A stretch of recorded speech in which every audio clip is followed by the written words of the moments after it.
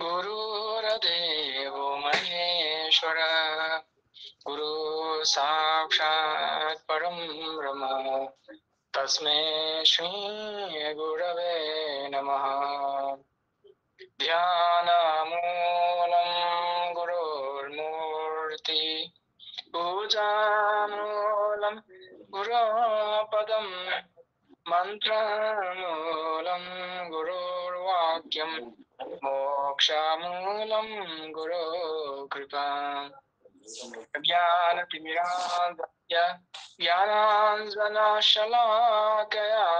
चक्षुरुन्मीलितं येन तस्मै श्रीगुरवे नमः। शान्ति शान्ति सद्गुरु भगवान की जय।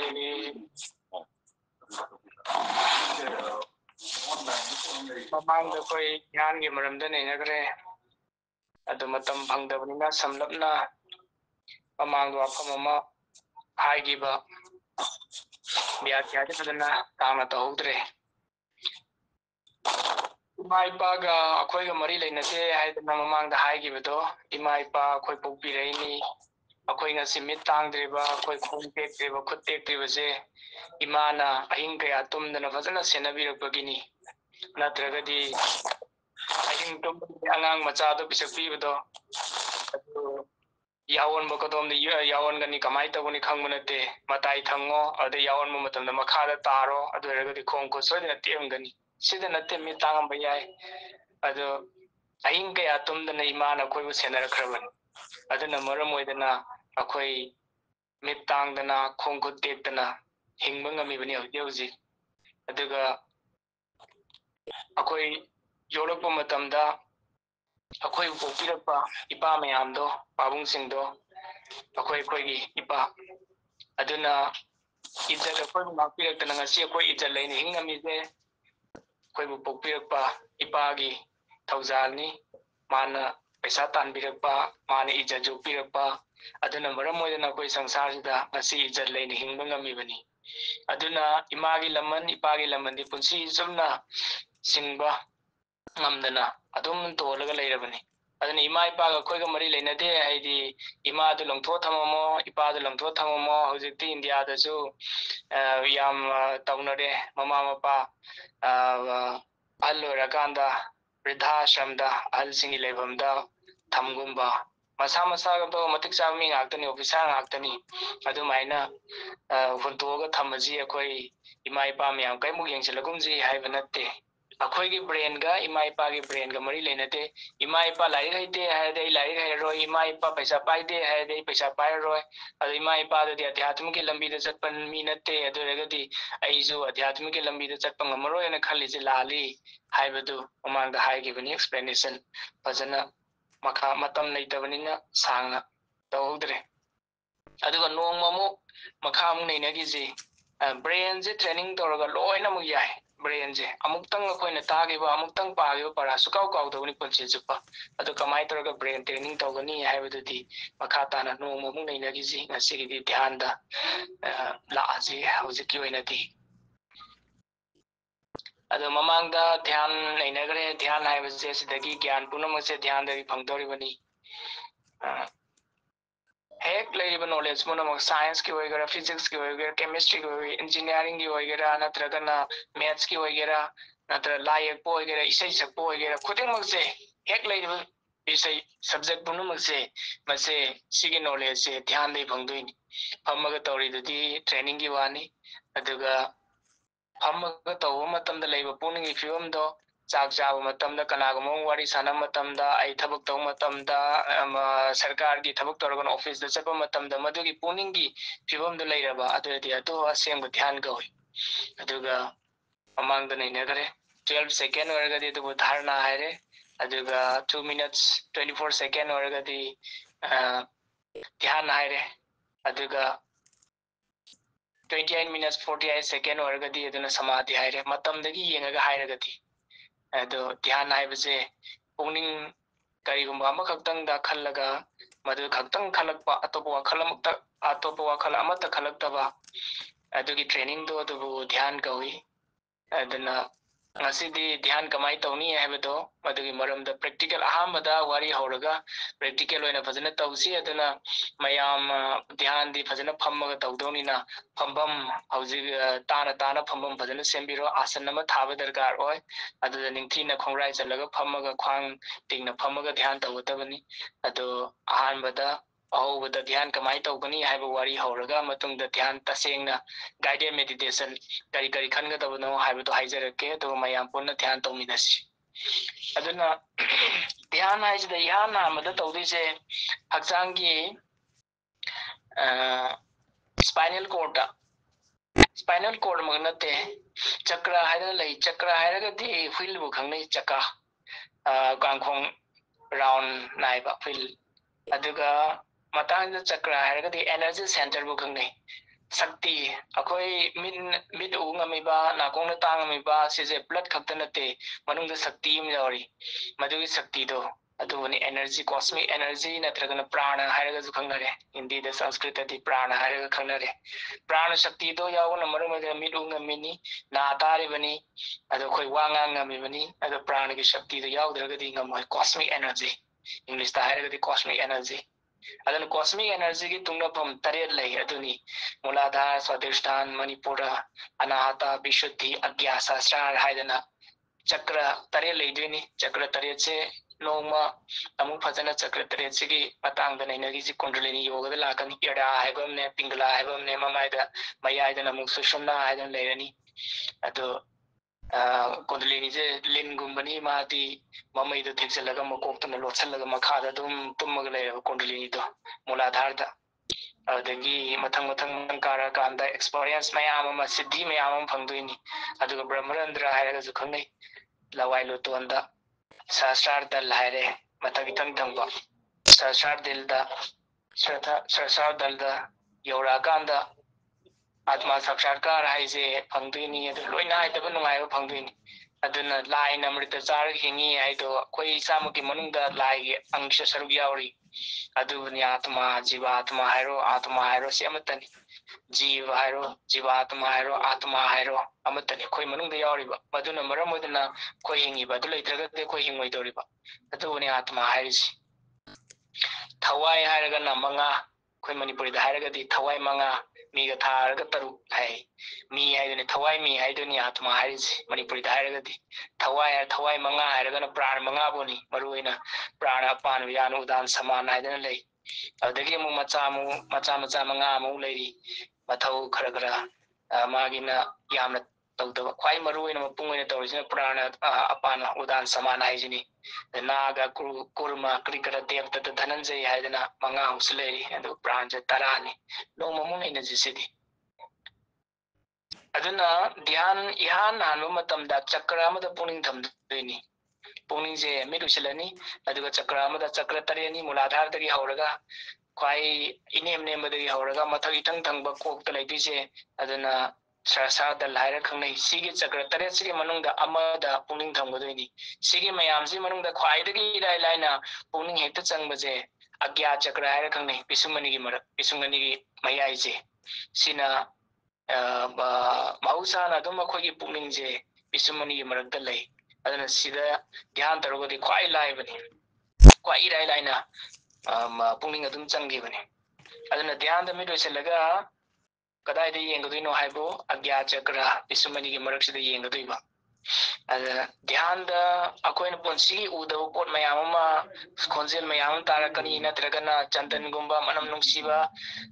mayam amsu manam su smell su lakani natraga nungsiba khongsi gi khonjel gumba bhagwan krishna gi adugumba natra kangsi gi khonjel gumba mayam am tarakani mapandagi taba nate manungdagi tadoribani dhyan da adana uriba tariba mayam do loina ma agya chakra gi manungda thopani haidana खनगदौरिबनी इहान हानबदा चक्रदा पुनिंग थमगदबा मिन येंगदबा सिनि यानाले अनि सुबदना हक्चांग दि निंगसिंग लेरदि ध्यान तौ याररोय इन करिगुम खनगे हाइदो अदना अनि सुबदना हक्चांग जि कावगदोइनी अदु करि मरमगी अज्ञा चक्रना ख्वाइ फरिनो ख्वाइ लाइनो हाइबो अतै चक्रसु तौबा यादबा नते अतै चक्रदसु ध्यान तौ याय अदुगा अज्ञा चक्रदना ख्वाइदे लाइजे ꯑꯩ ꯍꯥꯏꯔꯤꯕ ꯑꯩꯁꯦ ꯀꯗꯥꯏ ꯂꯩꯒꯦꯕꯨ ꯑꯒ꯭ꯌꯥ ꯆꯀ꯭ꯔꯗ ꯂꯩ ꯄꯤꯁꯨꯝ ꯑꯅꯤꯒꯤ ꯃꯔꯛꯇ ꯈꯨꯗꯝ ꯑꯣꯏꯅ ꯏꯪꯂꯤꯁꯇ ꯍꯥꯏꯔꯒꯗꯤ ꯐꯤꯂꯤꯡ ꯑꯣꯐ ꯑꯦꯛꯖꯤꯁꯇꯦꯟꯁ ꯍꯥꯏ ꯑꯩ ꯂꯩ ꯍꯥꯏꯁꯦ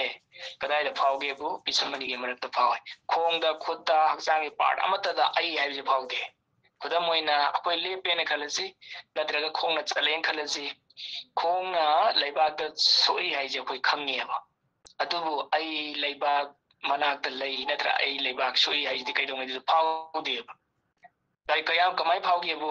ꯑꯩ ꯂꯩꯃꯥꯏꯗꯒꯤ ꯐꯨꯠ 5ꯒ ꯏꯟꯆꯤ 3 4 5 ꯑꯩꯒꯤ ꯍꯥꯏꯠꯀꯤ ꯃꯇꯨꯡ ꯏꯟꯅ ꯑꯒ꯭ꯌꯥ ꯆꯀ꯭ꯔꯒꯤ ꯑꯋꯥꯡꯕꯗꯨꯒꯤ ꯃꯇꯨꯡ ꯏꯟꯅ ꯑꯗꯨꯗꯩꯗ ꯑꯩꯁꯦ ꯂꯩꯌꯦꯅ ꯐꯥꯎꯋꯦꯕ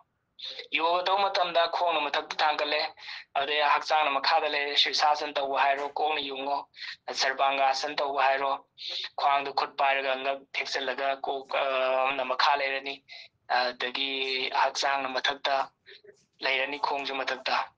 ꯑꯗꯨꯃꯥꯏꯅ ꯌꯣꯒ ꯇꯧꯕ ꯃꯇꯝꯗ ꯅꯠꯇ꯭ꯔꯒꯅ ꯏꯆꯝ ꯆꯝꯅ ꯍꯤꯞꯄꯦ ꯑꯗꯨꯒ ꯈꯣꯡꯗꯨꯅ ꯆꯧꯀ꯭ꯔꯤ ꯃꯊꯛꯇ ꯊꯥꯡꯒꯠꯂꯦ ꯂꯩꯃꯥꯏꯗ ꯍꯤꯞꯄꯗꯣ ꯄꯣꯊꯥꯔꯝꯕꯗꯣ ꯑꯗꯨ ꯆꯧꯀ꯭ꯔꯤꯗꯨꯒꯤ ꯃꯊꯛꯇꯗꯤ ꯈꯣꯡ ꯂꯩꯔꯕꯅꯤ ꯅꯠꯇ꯭ꯔꯒ ꯌꯣꯒꯥꯁꯟ ꯇꯧꯕ ꯃꯇꯝꯗ ꯈꯣꯡꯗꯨ ꯋꯥꯡꯅ ꯂꯩꯈ꯭ꯔꯗꯣꯏꯅꯤ ꯃꯊꯛꯇ ꯈꯪꯉꯦꯕ ꯑꯩꯒꯤ ꯈꯣꯡꯁꯦ ꯃꯊꯛꯇ ꯋꯥꯡꯅ ꯂꯩ ꯍꯥꯏꯁꯦ ꯑꯗꯨ ꯑꯩ ꯋꯥꯡꯅ ꯂꯩ ꯍꯥꯏꯗꯤ ꯀꯩꯗꯧꯉꯩꯗꯁꯨ ꯐꯥꯎꯗꯦ ꯁꯤꯔꯁꯥꯁꯟ ꯇꯧꯕ ꯃꯇꯝꯗ ꯑꯩꯅ ꯂꯦꯞꯄ ꯃꯇꯝꯗ ꯑꯩꯈꯣꯏꯅ ꯂꯦꯞꯄ ꯃꯇꯝꯗ ꯅꯠꯇ꯭ꯔꯒ ꯆꯠꯄ ꯃꯇꯝꯗ ꯋꯥꯡꯉꯤꯕ ꯆꯥꯡꯗꯣ ꯑꯗꯨ ꯆꯞ ꯃꯥꯟꯅꯅ ꯀꯣꯛꯅ ꯃꯈꯥ ꯂꯩꯔꯅꯤ ꯈꯣꯡꯅ ꯃꯊꯛꯇ ꯂꯩꯗꯣꯏꯅꯤ ꯋꯥꯡꯕ ꯆꯞ ꯃꯥꯟꯅꯗꯣꯏꯅꯤ ꯑꯗꯣ ꯑꯗꯨꯏ ꯃꯇꯝꯗꯨꯗꯁꯨ ꯁꯤꯔꯁꯥꯁꯟ ꯇꯧꯕ ꯃꯇꯝꯗꯁꯨ ꯑꯩꯈꯣꯏ ꯀꯃꯥꯏꯅ ꯐꯥꯎꯐꯝ ꯊꯣꯛꯀꯦꯕꯨ ꯑꯩ ꯋꯥꯡꯅ ꯂꯩ ꯍꯥꯏꯁꯦ ꯐꯥꯎꯐꯝ ꯊꯣꯛꯑꯦꯕ ꯑꯗꯨ ꯐꯥꯎꯗꯦꯕꯀꯣ ꯀꯔꯤ ꯐꯥꯎꯒꯦꯕ ꯑꯩ ꯂꯩꯃꯥꯏꯗ ꯊꯦꯡꯅꯔꯒ ꯂꯩ ꯅꯠꯇ꯭ꯔꯒꯅ ꯂꯩꯃꯥꯏꯗ ꯁꯣꯛꯑꯒ ꯂꯩ ꯂꯩꯃꯥꯏꯒ ꯅꯛꯅꯩ ꯍꯥꯏꯁꯦ ꯐꯥꯎꯋꯦꯕ ꯀꯔꯤꯒꯤꯅꯣꯕꯨ ꯑꯒ꯭ꯌꯥ ꯆꯀ꯭ꯔ ꯃꯈꯥꯗ ꯂꯩꯕꯩꯅꯦ ꯑꯗꯣ ꯑꯃꯃꯨꯛ ꯑꯇꯣꯞꯄ ꯈꯨꯗꯝ ꯑꯃꯃꯨꯛ ꯈꯣꯡꯁꯦ ꯏꯁꯤꯡ ꯃꯅꯨꯡꯗ ꯂꯨꯞꯁꯜꯂ ꯂꯩꯔꯦ ꯅꯠꯇ꯭ꯔꯒꯅ ꯈꯨꯠ ꯂꯨꯞꯁꯜꯂ ꯂꯩꯔꯦ ꯑꯗꯨ ꯃꯇꯝꯗꯨꯗ ꯑꯩꯈꯣꯏ ꯈꯪꯉꯤ ꯈꯣꯡ ꯈꯨꯠ ꯏꯁꯤꯡ ꯃꯅꯨꯡꯗ ꯂꯩꯌꯦꯅ ꯑꯗꯣ ꯑꯩ ꯏꯁꯤꯡ ꯃꯅꯨꯡꯗ ꯂꯩ ꯍꯥꯏꯕꯁꯦ ꯀꯩꯗꯧꯉꯩꯗꯁꯨ ꯐꯥꯎꯗꯕꯅꯤ ꯑꯗꯨꯒ ꯍꯛꯆꯥꯡꯒꯤ ꯄꯥꯔꯠ ꯃꯌꯥꯝ ꯈꯣꯡ ꯈꯨꯠ ꯃꯌꯥꯝꯁꯤꯅ ꯃꯊꯛꯇ ꯂꯣꯏ ꯂꯩꯔꯕ ꯏꯁꯤꯡ ꯃꯊꯛꯇ ꯑꯗꯨꯒꯤ ꯃꯇꯝꯗꯨꯗꯗꯤ ꯑꯩ ꯏꯁꯤꯡ ꯃꯅꯨꯡꯗ ꯂꯩꯒꯦꯅ ꯐꯥꯎꯕꯅꯤ ꯑꯗꯨꯅ ꯑꯒ꯭ꯌꯥ ꯆꯀ꯭ꯔꯁꯤꯗ ꯙ꯭ꯌꯥꯟ ꯇꯧꯕꯁꯦ ꯈ꯭ꯋꯥꯏꯗꯒꯤ ꯂꯥꯏꯕꯅꯤ ꯑꯒ꯭ꯌꯥ ꯆꯀ꯭ꯔꯗ ꯌꯦꯡꯉꯒꯗꯤ ꯑꯗꯨꯅ ꯃꯤꯠ ꯎꯏꯁꯤꯜꯂꯒ ꯑꯒ꯭ꯌꯥ ꯆꯀ꯭ꯔꯁꯤꯗ ꯌꯦꯡꯉꯒ ꯍꯧꯒꯗꯕ ꯑꯗꯒꯤ ꯑꯅꯤꯁꯨꯕꯗꯅ ꯍꯛꯆꯥꯡꯁꯦ ꯄꯨꯔꯥ ꯀꯥꯎꯊꯣꯛꯈ꯭ꯔꯗꯣꯏꯅꯤ ꯃꯨꯗ꯭ꯔꯥ ꯍꯥꯏ ꯂꯩ ꯃꯨꯗ꯭ꯔꯥ ꯍꯥꯏꯔꯒꯗꯤ ꯈꯨꯠꯁꯥꯁꯤꯡꯁꯦ ꯊꯝꯕꯒꯤ ꯃꯑꯣꯡꯗꯣ ꯑꯗꯨꯕꯨ ꯃꯨꯗ꯭ꯔꯥ ꯀꯧꯏ ꯑꯗꯨꯅ ꯙ꯭ꯌꯥꯟꯗ ꯃꯔꯨꯑꯣꯏꯅ ꯁꯤꯖꯤꯟꯅꯕꯁꯦ ꯃꯨꯗ꯭ꯔꯥ 4 ꯁꯤꯖꯤꯟꯅꯩ ꯑꯒ꯭ꯌꯥ ꯆꯀ꯭ꯔ ꯒ꯭ꯌꯥꯟ ꯃꯨꯗ꯭ꯔꯥ ꯅꯠꯇ꯭ꯔꯒ ꯆꯤꯟ ꯃꯨꯗ꯭ꯔꯥ ꯍꯥꯏ ꯑꯃꯠꯇꯅꯤ ꯁꯤꯅ ꯀꯃꯥꯏꯅ ꯇꯧꯒꯦꯕꯨ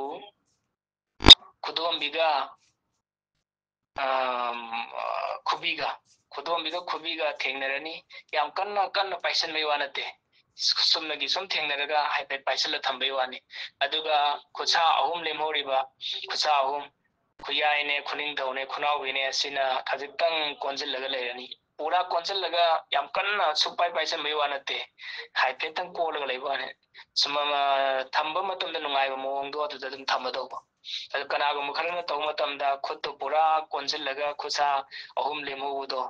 ꯈꯨꯌꯥꯏꯅꯦ ꯈꯨꯅꯤꯡꯊꯧꯅꯦ ꯈꯨꯅꯥꯎꯕꯤꯅꯦ ꯀꯟꯅ ꯊꯨꯞꯆꯜꯂꯒ ꯈꯣꯟꯖꯤꯜꯂꯒ ꯊꯝꯕꯁꯨ ꯌꯥꯎꯏ ꯃꯗꯨ ꯂꯥꯜꯂꯦ ꯙ꯭ꯌꯥꯟꯗ ꯇꯧꯗꯦ ꯑꯇꯣꯞꯄ ꯃꯨꯗ꯭ꯔꯥ ꯂꯩ ꯑꯇꯣꯞꯄ ꯙ꯭ꯌꯥꯟꯗ ꯁꯤꯟꯅꯗꯦ ꯑꯗꯨ ꯃꯨꯗ꯭ꯔꯥꯗꯣ ꯑꯗꯨꯗꯒꯤ ꯀꯅꯥꯒꯨꯝꯕ ꯈꯔꯅ ꯑꯃꯨꯛ ꯑꯣꯄꯣꯖꯤꯠ ꯑꯗꯨꯒꯤ ꯑꯣꯟꯅ ꯇꯩꯅꯕꯗ ꯈꯨꯠꯁꯥꯁꯤꯡꯁꯦ ꯁꯠ ꯇꯤꯡꯊꯣꯛꯑꯒ ꯊꯝꯃꯦ ꯑꯗꯨꯁꯨ ꯂꯥꯜꯂꯦ ꯈꯨꯠꯁꯥ 3 ꯂꯦꯝꯍꯧꯔꯤꯕ ꯈꯨꯅꯤꯡꯊꯧꯅꯦ ꯈꯨꯌꯥꯏꯅꯦ ꯈꯨꯅꯥꯎꯕꯤꯅꯦ ꯁꯤꯒꯤ 3ꯁꯤꯗꯤ ꯈꯤꯇꯪ ꯀꯣꯜꯂꯒ ꯃꯥ ꯂꯩꯅꯤꯡꯕ ꯃꯑꯣꯡꯗ ꯍꯦꯛ ꯊꯝꯕ ꯃꯇꯝ ꯏꯔꯥꯏ ꯂꯥꯏꯅ ꯇꯥꯕ ꯃꯑꯣꯡꯗꯣ ꯑꯗ ꯅꯦꯆꯔꯦꯜ ꯑꯣꯏꯅ ꯑꯗꯨꯝ ꯊꯝꯕꯗꯣ ꯈꯨ ꯃꯊꯛꯇ ꯊꯝꯒꯗꯕ ꯈꯨ ꯃꯊꯛꯇ ꯌꯥꯝ ꯁꯥꯡꯅ ꯃꯈꯥꯗ ꯆꯣꯟꯊꯔꯒ ꯊꯝꯕꯁꯨ ꯐꯠꯇꯦ ꯌꯥꯝ ꯅꯛꯃꯟꯅ ꯏꯁꯥꯒꯤ ꯃꯅꯥꯛꯇ ꯊꯝꯕꯁꯨ ꯐꯠꯇꯦ ꯑꯗꯨꯅ ꯈꯨ ꯃꯊꯛꯇ ꯆꯞ ꯆꯥꯅ ꯊꯝꯒꯗꯧꯕ ꯑꯗꯨꯅ ꯍꯧꯖꯤꯛꯀꯤꯗꯣ ꯂꯣꯡꯅ ꯊꯝꯃꯁꯨ ꯌꯥꯏ ꯑꯗꯨ ꯎꯞꯅ ꯊꯝꯃꯁꯨ ꯌꯥꯏ ꯈꯨꯠ ꯍꯧꯖꯤꯛꯀꯤ ꯈꯨꯕꯤꯒ ꯈꯨꯗꯣꯝꯕꯤꯒ ꯄꯥꯏꯁꯟꯅꯔꯅꯤ ꯊꯦꯡꯅꯔꯅꯤ ꯑꯗꯨꯒ ꯊꯝꯕꯗꯣ ꯑꯗꯣ ꯈꯨꯗꯣꯝꯕꯤꯁꯤ ꯅ ꯈꯨꯕꯤꯒꯤ ꯃꯅꯨꯡ ꯊꯪꯕ ꯁꯔꯨꯛꯇ ꯀꯣꯟꯁꯤꯜꯂꯕ ꯈꯨꯕꯤꯅ ꯈꯨꯗꯣꯝꯕꯤꯒꯤ ꯃꯊꯛꯇ ꯅꯝꯃꯒ ꯇꯧꯕ ꯃꯨꯗ꯭ꯔꯥ ꯑꯃꯁꯨ ꯂꯩ ꯑꯗꯨꯗꯤ ꯋꯥꯌꯨ ꯃꯨꯗ꯭ꯔꯥ ꯍꯥꯏꯔ ꯈꯪꯅꯩ ꯙ꯭ꯌꯥꯟꯗ ꯁꯤꯟꯅꯗꯦ ꯑꯗꯨꯅ ꯙ꯭ꯌꯥꯟꯗꯗꯤ ꯒ꯭ꯌꯥꯟ ꯃꯨꯗ꯭ꯔꯥ ꯆꯤꯟ ꯃꯨꯗ꯭ꯔꯥ ꯍꯥꯏ ꯁꯦ ꯈꯨꯠ ꯃꯊꯛꯇ ꯑꯣꯟꯒꯦꯔꯥ ꯃꯈꯥꯗ ꯑꯣꯟꯊꯔꯒ ꯊꯝꯒꯦꯔꯥ ꯈꯨ ꯃꯊꯛꯇ ꯊꯝꯒꯗꯕ ꯈꯣꯡꯒ꯭ꯔꯥꯏ ꯆꯜꯂꯒ ꯐꯝꯃꯒ ꯁꯤ ꯑꯅꯤꯁꯨꯕ ꯃꯨꯗ꯭ꯔꯥ 2 ꯂꯩꯈ꯭ꯔꯦ ꯑꯅꯤꯃꯛꯁꯦ ꯃꯃꯤꯡ ꯆꯞ ꯃꯥꯟꯅꯩ ꯒ꯭ꯌꯥꯟ ꯃꯨꯗ꯭ꯔꯥꯁꯨ ꯍꯥꯏ ꯆꯤꯟ ꯃꯨꯗ꯭ꯔꯥꯁꯨ ꯍꯥꯏ ꯃꯊꯛ ꯑꯣꯜꯂ ꯊꯝꯕꯁꯨ ꯌꯥꯏ ꯃꯈꯥꯗ ꯑꯣꯟꯊꯔ ꯊꯝꯕꯁꯨ ꯌꯥꯏ ꯈꯨꯠꯁꯥꯁꯤꯡꯗꯣ ꯑꯗꯩ 3ꯁꯨꯕꯗꯅ ꯚꯩꯔꯞ ꯃꯨꯗ꯭ꯔꯥ ꯍꯥꯏ ꯚꯩꯔꯕꯗꯤ ꯁꯤꯕ Mahadev. Bhairam mudra hai aduna tampakta khongrai chala phamani tampakta khuroina makhada leirani khujena mathakta thangani aduga thammani ado khutto khusa mathakta thamdona ti mayai center khurani do mapa chana phajana thammadona mayai da khurani do amagi am mathakta ama khubagi mathakta thamgada khusagi mathakta thamgada unatte aduga sina Bhairam mudra hai khangnare aduga oina thangaga thamasu yai oina mathak thangaba aduga khojena makha thangaba aduga thamagadi aduna kari hage Bhairavi Durga yena thangagana mathak thangagana Bhairav oina mathak thangagana Bhairavi sigi mudra mari se dhyan da sine ade thamba yai upthara thamba yai khusa singdo aduga Bhairam mudra oro Bhairavi mudra oro sigi mari se sidaida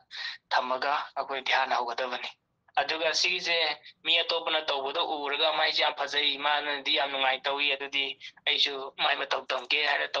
tawba phatte yade kari maramginobu aigi anatomy hakchang sagalakpagi mawong mi atopana taw magi hakchang sagalakpagi mawong du manade aina ngamba shakti ga mana ngamba shakti ga manade ligament ki adagi manungda ligament haidi wire mayam am leiri adagi nerve haidan leiri mayam loi khangnare nerve ligament ki structure mayam adugi shakti mayam du manade aduna tawraga yengadawni tawraga mari makse tawra yengdawni adu tawra yenga matungda karamana hena nungaige haido aduda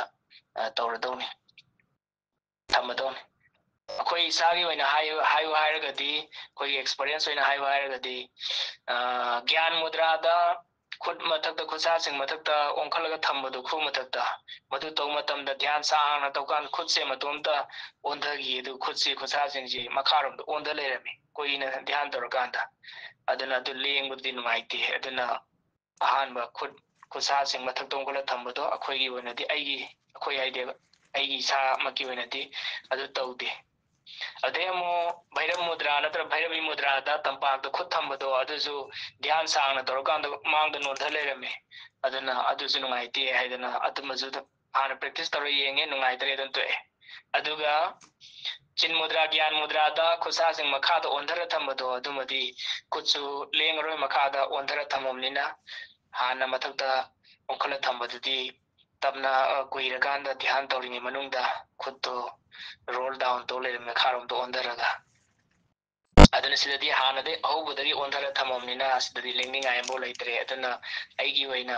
khwai nungai ba hayu hairagadi gyan mudrada khut makha ondhara thambado aduna khwaidagi nungai ado mayamgisu tawraga yengbiro adugi matungda soidana khangani karamane hena nungai dawno to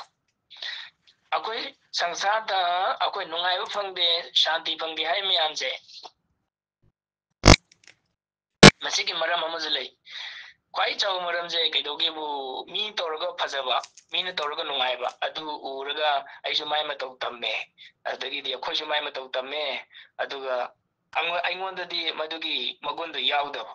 ꯑꯩꯈꯣꯏ ꯏꯁꯥꯗꯗꯤ ꯃꯗꯨꯒꯤ ꯁꯛꯇꯤꯗꯨ ꯌꯥꯎꯗꯦꯕ ꯃꯤ ꯇꯧꯕꯗꯗꯤ ꯃꯥꯅꯗꯤ ꯏꯔꯥꯏ ꯂꯥꯏ ꯉꯝꯈꯤꯕ ꯑꯗꯨꯅ ꯑꯁ ꯃꯥ ꯇꯧꯕ ꯉꯝꯈꯤꯕꯅꯤꯅ ꯑꯩꯁꯨ ꯉꯝꯅꯤꯗꯅ ꯈꯟꯕ ꯁꯤ ꯑꯆꯧꯕ ꯃꯔꯝ ꯑꯃꯅꯤ ꯑꯗꯨꯅ ꯃꯤꯒꯤ ꯃꯇꯧ ꯇꯝꯃꯣꯏꯗꯧꯅꯤ ꯑꯩ ꯏꯁꯥꯒꯤ ꯄ꯭ꯔꯦꯛꯇꯤꯀꯦꯜ ꯂꯥꯏꯐ ꯄ꯭ꯔꯦꯛꯇꯤꯀꯦꯜ ꯇꯧꯔ ꯌꯦꯡꯗꯧꯅꯤ ꯑꯗꯨꯒꯤ ꯃꯇꯨꯡꯗꯨꯗ ꯑꯣ ꯁꯤ ꯐꯔꯦ ꯍꯥꯏꯗꯣ ꯑꯗꯨ ꯇꯧꯗꯧꯅꯤ ꯑꯗꯣ ꯑꯩꯁꯨ ꯆꯥꯟꯅꯗꯕ ꯁꯕꯖꯦꯛꯇꯣ ꯃꯤꯅ ꯏꯟꯖꯤꯅꯤꯌꯥꯔꯤꯡ ꯇꯝꯈ꯭ꯔꯦꯅ ꯑꯩꯁꯨ ꯏꯟꯖꯤꯅꯤꯌꯥꯔꯤꯡ ꯇꯧꯔ ꯂꯩꯔꯦ ꯃꯤꯅ ꯗꯣꯛꯇꯔ ꯇꯧꯈ꯭ꯔꯦ ꯄꯩꯁꯥ ꯌꯥꯝ ꯇꯥꯜꯂꯦꯅ ꯑꯩꯁꯨ ꯗꯣꯛꯇꯔ ꯇꯝꯃ ꯂꯩꯔꯦ ꯑꯩꯉꯣꯟꯗꯗꯤ ꯄꯤꯊꯣꯔꯛꯇꯕ ꯑꯣꯖꯥ ꯑꯐꯥꯎꯕ ꯄꯩꯁꯥ ꯃꯌꯥꯝ ꯇꯥꯜꯂꯤ ꯇꯨꯏꯁꯟ ꯇꯧꯗꯅ ꯀꯣꯆꯤꯡ ꯀ꯭ꯂꯥꯁ ꯇꯧꯗꯅ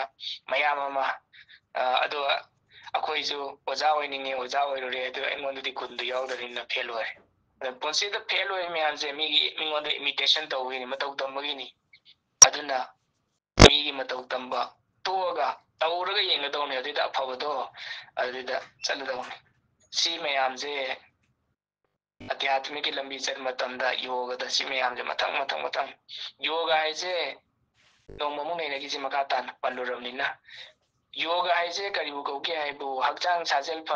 ꯍꯛꯆꯥꯡ ꯐꯅꯅꯕ ꯇꯧꯕ ꯁꯥꯖꯦꯜꯗꯣ ꯑꯗꯨ ꯈꯛꯇ ꯅꯠꯇꯦ ꯌꯣꯒ ꯍꯥꯏꯁꯦ ꯁꯤꯗꯩꯗ ꯄꯨꯛꯅꯤꯡꯒꯤ ꯇ꯭ꯔꯦꯅꯤꯡ ꯑꯗꯨꯒ ꯍꯛꯆꯥꯡꯒꯤ ꯇ꯭ꯔꯦꯅꯤꯡꯁꯤ ꯂꯣꯏ ꯌꯥꯎꯈ꯭ꯔꯗꯣꯏꯅꯤ ꯌꯣꯒ ꯍꯥꯏꯕꯁꯦ ꯍꯛꯆꯥꯡ ꯁꯥꯖꯦꯜꯗꯨ ꯈꯛꯇ ꯅꯠꯇꯦ ꯄꯨꯛꯅꯤꯡꯒꯤ ꯇ꯭ꯔꯦꯅꯤꯡꯁꯨ ꯍꯛꯆꯥꯡꯒꯤ ꯇ꯭ꯔꯦꯅꯤꯡꯁꯨ ꯁꯥꯟꯇꯤ ꯐꯪꯅꯕ ꯂꯝꯕꯤ ꯃꯗꯨꯗ ꯆꯠꯂꯒ ꯄꯩꯁꯥ ꯏꯖꯠ ꯐꯪꯒꯗꯕ ꯄꯩꯁꯥ ꯐꯪꯒꯗꯕ ꯄꯨꯝꯅꯃꯛ ꯐꯪꯒꯗꯕ ꯑꯗꯨꯒꯤ ꯂꯝꯕꯤꯗꯣ ꯑꯗꯨꯕꯨ ꯀꯔꯤ ꯀꯧꯒꯦꯕꯨ ꯌꯣꯒ ꯀꯧꯏ adana yoga si meyamse kamai chani kamai phangani wa ngang kamai tawni haibse loina mo mathang mathang loi takhradoi simadi thamamaji matangse चारुबुगिदा हायरपनी कईनो दि ध्यान हाइबजिजु पतंजलि की मतुंगिना मागी योगदा यावरिबनि योग की अष्टांग योग हाइदना थांगि पांदुगी अदुदा अदुगा अमना आसन से याम वांगना फमसे याते याम नेमना फमसे याते आसन अमा थारनी फंबम अमा फिदाम थारनी दि मतुदा फंगदौनी हानदि कुशमनाना तौरगा सेमगा थारमी अदगी सजी मोहनदा कई मोहनदा फमगा तौरमनी कई मरमगिनो इलेक्ट्रिक शॉक हाइदना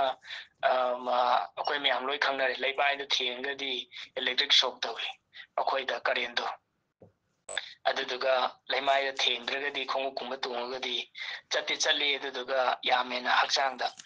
असोपन याउदबनी अदुमाय तौदना एनर्जी फंगी ध्यान तौ मतमदा लेमाइदा थेंगदी इलेक्ट्रिक शॉक तौरनी नत्रगना लेमाइदा अर्थिंग हाइदना अदुमायना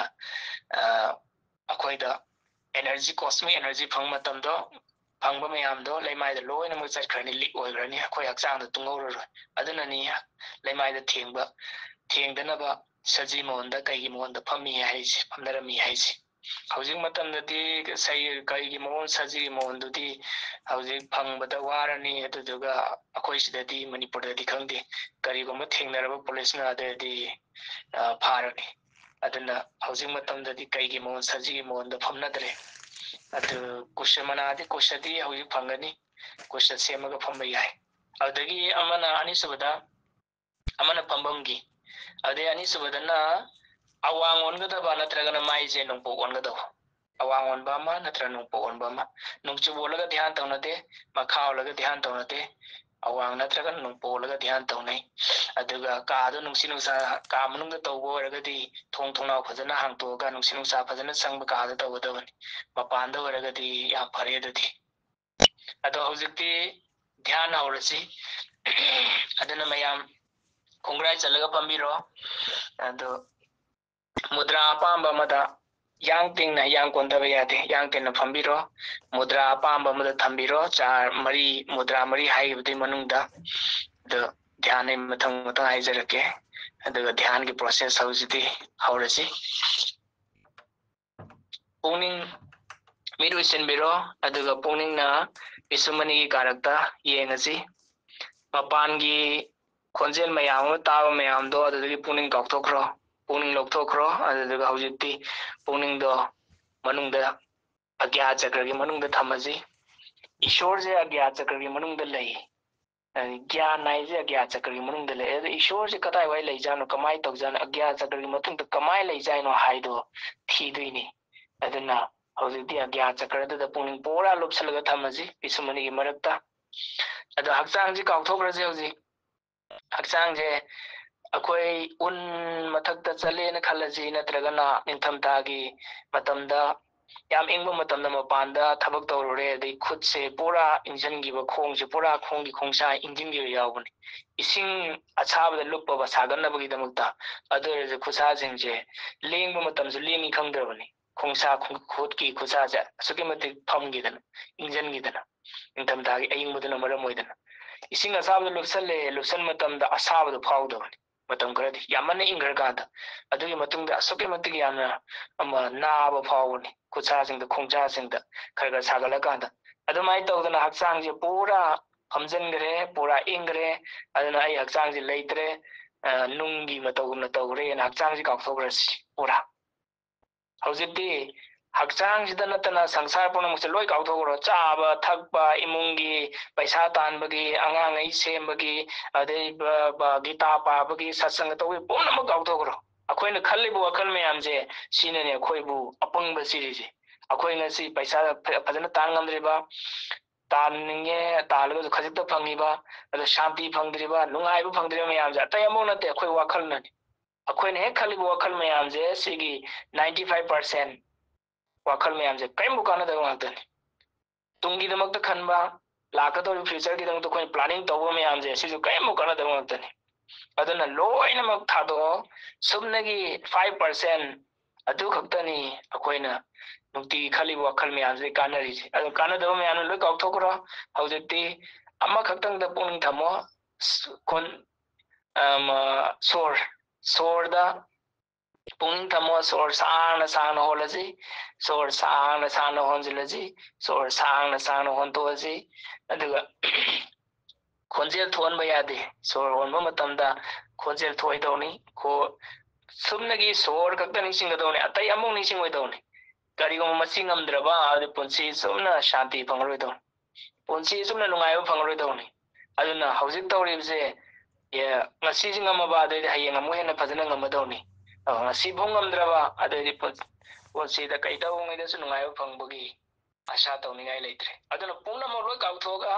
सोर खक्तम निसिंगदोनि सोर साना सानो हनबिरो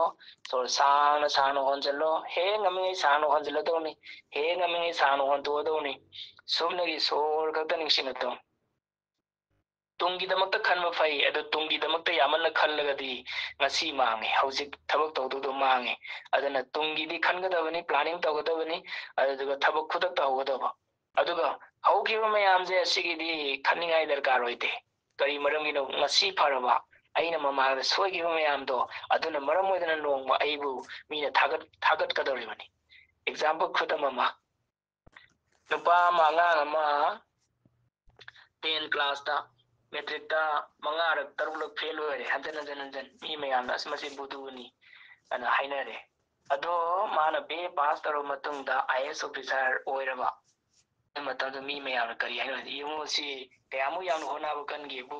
मेट्रिक तसे मंगारक फेल होइबनी माना जियो आईएएस ऑफिसर ओइग्रे खुदम अमखक्तमी वानी अदना पास लाइफ ता हौगी पुंसीदा कोइना सोइगे मयामजे नुंगनांगदना असो ओइ सिंग अमौद्रे सी तौदरे सुमाय तौग्रेना खल्ले मयामजे वानिंगाई खनबे वानी अमबो मरी लेनदबनी ngasi करिगुम फरबा आइना ममांग सोइगे मयामदो ngasi करिगुम सेमदोबा अदुरेदी तुंगददी मीना आइना सोइगेबदो अदुना मरम ओइदना अदु हायरगा आइबु नोंग थागतपिरगदबनी अदुना हौगिबो मयाम खनबजे लाले तुंगदा लाकदो मयामजे करी तौगनी हाइबो प्लानिंग गिदी खजतन खनगदबनी मचा ताना खनगदबनी मतम यामना सांगना चंगलोइदबनी अदु खल्लो मतुंगदा थुना थबक हौगदबनी अदुना ngasiदी आई हौजिक तौरिबजे सिगिदमत खनगदबनी योगा कर्मसु कौशलमय कुशलता फजना थबक तौबदो थबकता कर्मसु थबकता कुशलम फजना हई सिंगदो अदु योगा कवी हाइबदी करम मतमदा हई सिंगना तौदिनो पुनिंग जंग तौरकांदा अतै वखलम खनद्रकांदा युमदा लेका युमगी वखल खनगदबनी ऑफिस दा लेका ऑफिस की वखल खनगदबनी युमदा करिगुंबा अंगांग ngамदबगी बोरो करिगुंबा वखलमा मदु खल्ल खल्लगा ऑफिस दा अदुम थबक तौ लेबदी ऑफिस की थबक फज तौ ममरोइदोनी ऑफिस दा खन्ना चैनबा ऑफिस की टेंशन मयाम दो युमदा जो अदुम पूरा लाबा युमदा अदुम खल लेरबा अदुरदी युमदा जु नुंगाय फंगरोय ऑफिस दा जु नुंगाय फंगरोय संसार से कताई दनो चलो नुंगाय अमबो फंगरोइदोनी अदुना भगवान कृष्ण अर्जुन हाय योगा कर्मसु कौशलम भगवत गीता दा यावरबनी मयाम कदाय दा यावगी हायदि थिबिरो मयाम लोय खंगमनी अदुना सुबनगी सोर होलीजे असि खक्ता निंसिंगदबनी अतय अमु खनबिरोनु सोर सांग सांग होलो सोर होमजे सांगाबा अदय बुजी सांगदवनी सोर होमजे तेलबा थुंसिरदवनी अदुना हॉस्पिटल दली लैबा मी मयामजे लोयनमु सोर तेन तेन होमबे अना मयाम सुबनगी खुजिंद तुम युवा खितंग नाबदो खुजिन कपदो खितंग हेंजनगिदना खितंग नाबदो मदमुना सिदौदि नते अदुदा सोर होमजे तेनबनी तेलनबनी दुना अदुना जीव मचा मचा हौदोंग हुई सोर थुन थुन होले अदुना थुन सिरिसे अदगी सामुगुंबा अचौ अचौ जीव मोइदि सोर सांग सांग होले अदुना सांगना हिंगे अदुना सांगना हिंगनिगदी सोर सांग होलदौनी अदुगा सोर तेंजलबा सुम तेंजलबा अदेदी थौरा यामना चिक्सन बिरदौनी मनुंग अनाबा मयाम लेरे हायनि सोर सुम तेंजलबा दोरगदी करी कइनो हायदुदी डॉक्टर द येंगा हिदाक चारगा साजेन तरो योगा तरो फरनी अदुना सोर खक्ता हुजि खलदोनी अतै अतोप वखलम खलरोइदोनी अदुना सोर वंजन मतमददी अखोई सोर जे इंगबने सोर होंदो मतमदि साबने सोर वंजन मतमदा इंगबरा साबरा हायदि यंबिरो सोर होंदो मतमदा इंगबरा साबरा हायबदि यंबिरो सोर वंजन मतमदा इंगबा अदु कदाइदा ꯊꯦꯡꯉꯒ ꯑꯌꯤꯡꯕꯗꯣ ꯃꯅꯨꯡꯗ ꯁꯨꯝ ꯃꯊꯪ ꯆꯪꯈꯤꯕꯗꯣ ꯑꯗꯨꯁꯨ ꯌꯦꯡꯒꯗꯕꯅꯤ ꯍꯥꯏꯗꯤ ꯅꯥꯇꯣꯟꯗ ꯁꯣꯔ ꯑꯌꯤꯡꯕꯗꯣ ꯐꯥꯎꯖꯜꯂꯒ ꯆꯪꯉꯦ ꯑꯗꯒꯤꯗꯤ ꯈꯧꯅꯥꯎ ꯂꯥꯛꯑꯦ ꯈꯧꯅꯥꯎꯗꯒꯤꯗꯤ ꯄꯥꯏꯞ ꯑꯅꯤꯗꯣ ꯃꯅꯨꯡꯗ ꯆꯪꯉꯛꯑꯦ ꯑꯗꯒꯤ ꯂꯪꯁ ꯌꯧꯈꯤꯗꯣꯏꯅꯤ ꯂꯪꯁꯇꯒꯤ ꯑꯃꯨꯛ ꯁꯣꯔ ꯍꯣꯟꯗꯣꯔꯛꯑꯅꯤ ꯋꯤꯟ ꯄꯥꯏꯞꯁ ꯃꯌꯥꯝꯗꯣ ꯊꯦꯡꯉ ꯊꯣꯔꯛꯑꯅꯤ ꯑꯗꯒꯤ ꯈꯧꯅꯥꯎꯗ ꯂꯥꯛꯑꯅꯤ ꯈꯧꯅꯥꯎꯗꯒꯤꯅ ꯑꯃꯨꯛ ꯅꯥꯇꯣꯟꯗ ꯊꯣꯛꯈꯤꯗꯣꯏꯅꯤ ꯃꯅꯨꯡꯗꯒꯤ ꯊꯣꯔꯛꯄ ꯃꯇꯝꯗꯗꯤ ꯃꯊꯪ ꯑꯁꯥꯕ ꯁꯣꯔꯗꯣ ꯃꯊꯪ ꯊꯣꯛꯈꯤꯗꯣꯏꯅꯤ ꯑꯗꯨꯒ ꯃꯄꯥꯟꯗꯒꯤ ꯆꯪꯕ ꯃꯇꯝꯗ ꯑꯌꯤꯡꯕ ꯁꯣꯔꯗ ꯆꯪꯈꯤꯗꯧꯅꯤ ꯈꯟꯕ ꯅꯠꯇꯕ ꯃꯅꯨꯡꯗ ꯀꯔꯤ ꯇꯧꯒꯦ ꯍꯥꯏꯗꯣ ꯑꯗꯨ ꯃꯨꯟꯅ ꯑꯝꯇ ꯌꯦꯡꯕꯤꯌꯨ ꯑꯌꯤꯡꯕꯗꯨ ꯐꯥꯎꯒꯗꯧꯅꯤ ꯁꯣꯔ ꯍꯣꯟꯖꯕ ꯃꯇꯝꯗ ꯁꯥꯡꯅ ꯁꯣꯔ ꯍꯣꯟꯒꯗꯕꯅꯤ ꯁꯥꯡꯅ ꯁꯣꯔ ꯍꯣꯟꯒꯗꯕꯅꯤ ꯁꯥꯡꯅ ꯁꯣꯔ ꯍꯣꯟꯗꯣꯛꯀꯗꯕꯅꯤ ꯇꯞꯅ ꯈꯣꯟꯖꯦꯜ ꯑꯃꯨꯛ ꯊꯣꯟꯕ ꯌꯥꯗꯦ ꯁꯣꯔ ꯊꯨꯅ ꯍꯣꯟꯕ ꯌꯥꯗꯦ ꯌꯥꯝ ꯇꯞꯅ ꯍꯣꯟꯒꯗꯕꯅꯤ ꯍꯦꯛ ꯉꯝꯃꯤꯉꯩ ꯁꯥꯡꯅ ꯍꯣꯜꯂꯗꯧꯅꯤ ꯑꯩꯅ ꯍꯦꯛ ꯉꯝꯃꯤꯉꯩ ꯁꯥꯡꯅ ꯍꯣꯜꯂꯤꯁꯦ ꯑꯩ ꯄꯨꯟꯁꯤ ꯁꯥꯡꯗꯣꯏꯅꯤ ꯍꯥꯏꯁꯦ ꯈꯪꯉꯒ ꯈꯜꯂꯒ ꯑꯗꯨ ꯌꯥꯎꯅ ꯅꯨꯡꯉꯥꯏꯕ ꯑꯃ ꯌꯥꯎꯅ ꯇꯧꯒꯗꯕꯅꯤ ꯁꯣꯔ ꯍꯣꯜꯂꯤꯗꯣꯅ ꯍꯣꯟꯕ ꯌꯥꯗꯦ ꯑꯗꯨ ꯐꯥꯎꯅ ꯄꯨꯛꯅꯤꯡꯗ ꯐꯥꯎꯅ ꯁꯣꯔꯗꯣ ꯁꯥꯡ ꯍꯣꯟꯒꯗꯕ ꯁꯣꯔꯗꯣ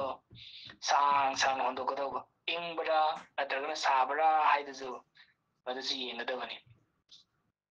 ꯑꯗꯨꯒ ꯁꯣꯔꯁꯦ ꯍꯣꯟꯖꯤꯟꯕ ꯃꯇꯝꯗꯅ ꯈꯣꯟꯖꯦꯜ ꯑꯃ ꯊꯣꯛꯑꯦ ꯑꯗꯨ ꯀꯔꯤ ꯍꯥꯏꯒꯦꯕ ꯁꯣ ꯍꯥꯏ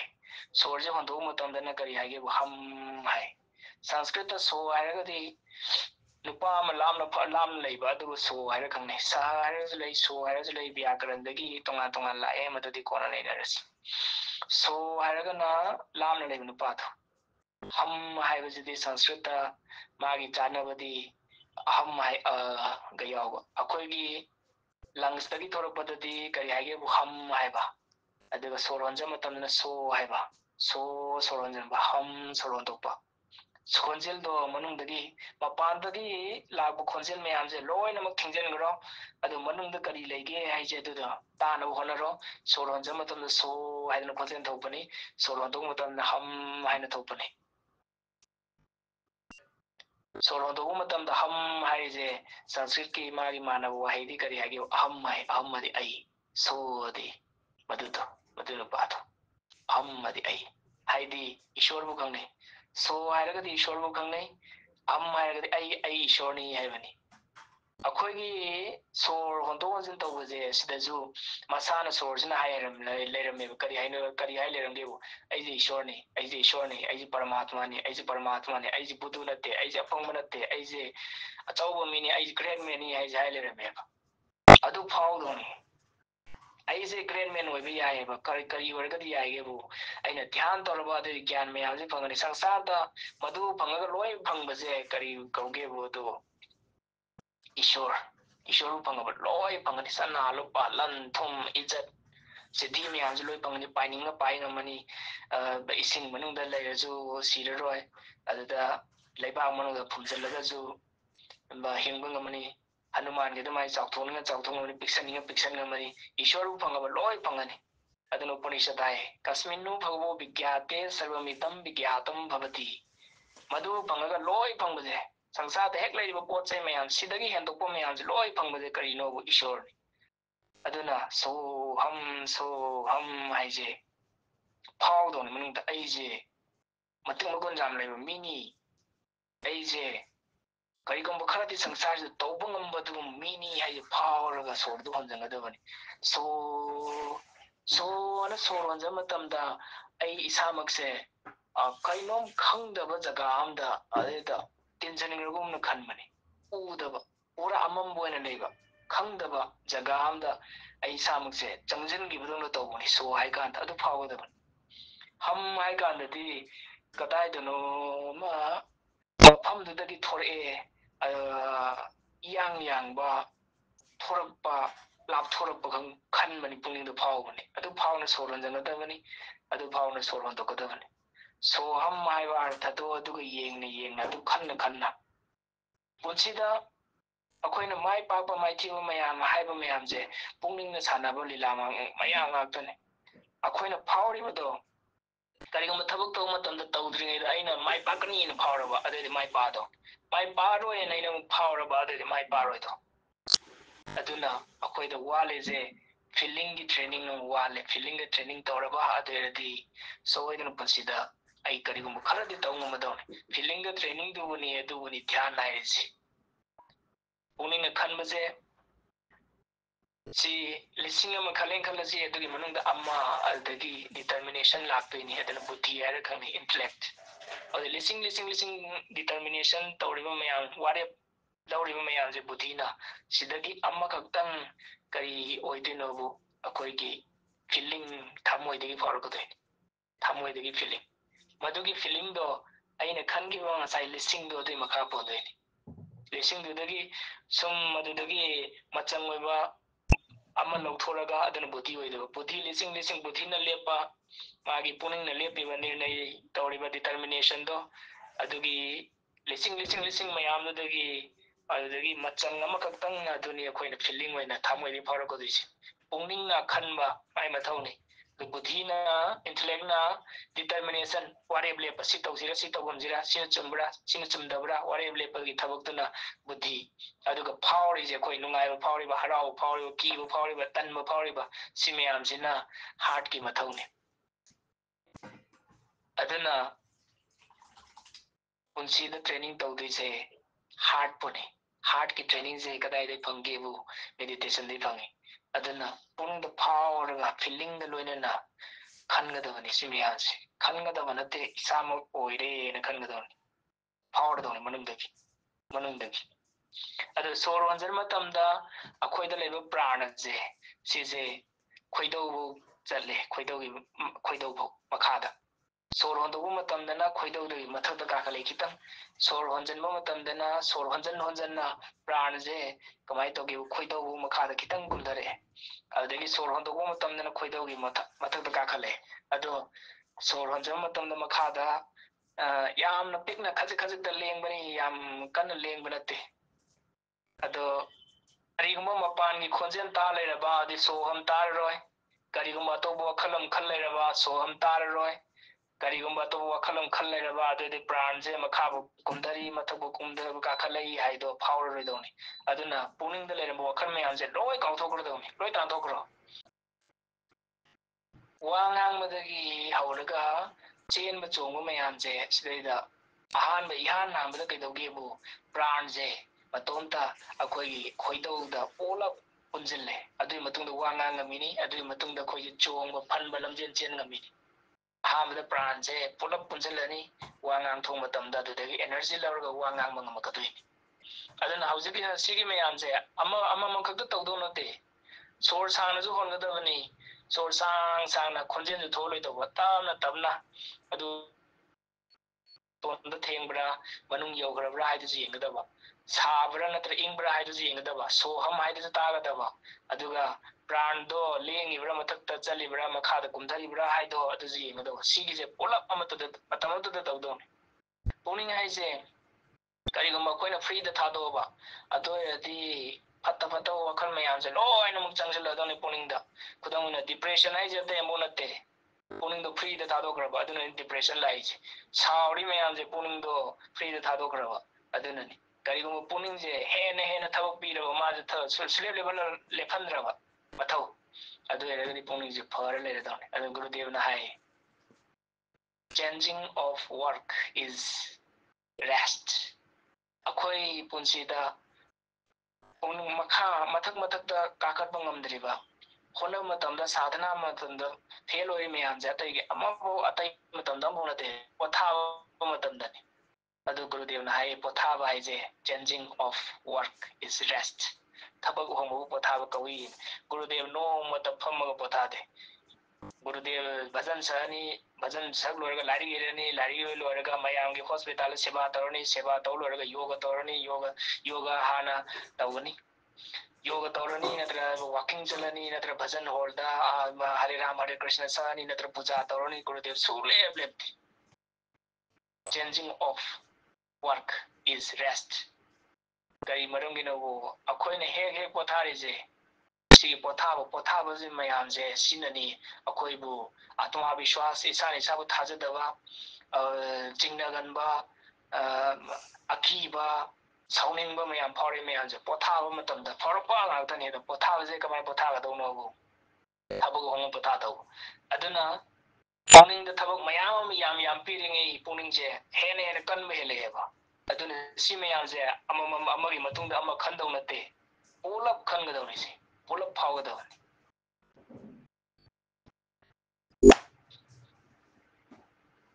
ꯉꯁꯤꯒꯤꯗꯤ ꯃꯇꯥꯡꯁꯤꯗ ꯂꯣꯏꯁꯤꯜꯂꯁꯤ, ꯃꯌꯥꯝ ꯇꯝ ꯇꯝꯅ ꯃꯤꯠ ꯄꯥꯡꯊꯣꯛꯄꯤꯔꯣ,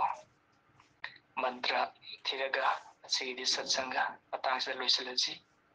ꯑꯗꯨꯒ ꯂꯦꯝꯍꯧꯕ ꯃꯌꯥꯝꯅ ꯃꯊꯪꯒꯤ ꯁꯠꯁꯪꯒꯗ ꯑꯃꯨꯛ ꯄꯨꯟꯅ ꯅꯩꯅꯔꯁꯤ꯫